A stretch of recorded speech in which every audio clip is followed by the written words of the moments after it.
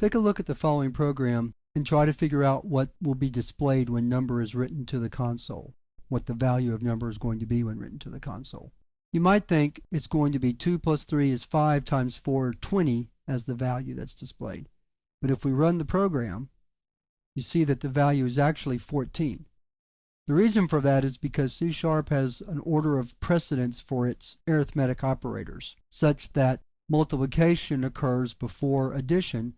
So the 3 times 4 sub-expression is evaluated first, and then that value is added to 2 to get 14. Multiplication, or the multiplicative operators, have a higher order of precedence than the additive operators. So multiplication, division, and exponentiation are performed before addition and subtraction. If you want to modify the order of operations in a formula, put a sub-expression in parentheses.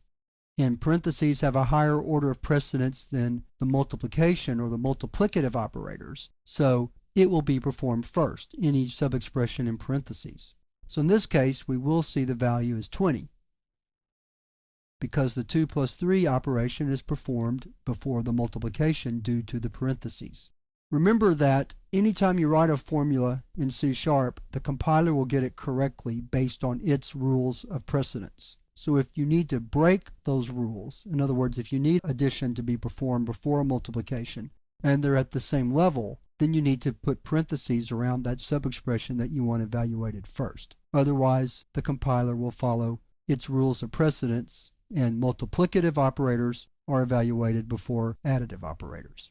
There's not much else to talk about in this lesson. We're going to play with formulas in the exercises. So you'll see an example of modifying the order of precedence. So it's probably time to move on to the next lesson, which is on some special operators for incrementing and adding values to variables.